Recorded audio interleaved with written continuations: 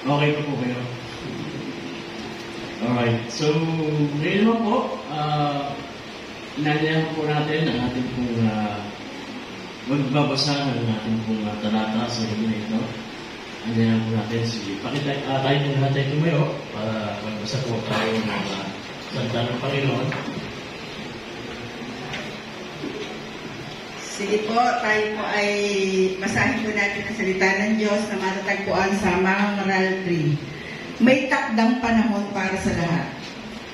Ang lahat sa mundong ito ay may kanya-kanyang panahon, may kanya-kanyang oras.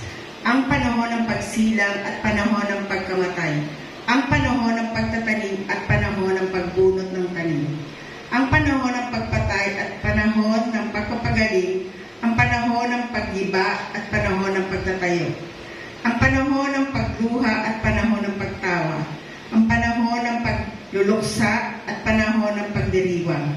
Ang panahon ng pagkakalat ng mga bato at panahon ng pagtitipon ng mga ito. Ang panahon ng pagyayakap at panahon ng paglalayo. Ang panahon ng paghahanap at panahon ng pagkawala niyo. Ang panahon ng pag-iingat sa isang bagay at panahon ng pagtatapon. Ang panahon ng pagpunit at panahon ng ang panahon ng pagtahimik at panahon ng pagsasalita. Ang panahon ng pagmamahal at panahon ng pagkapuot. Ang panahon ng digmaan at panahon ng kapayapaan. Ano ang mapapala ng tao sa kanyang pinagpaguran? Alam ko na ang tinakda ng Diyos sa tao.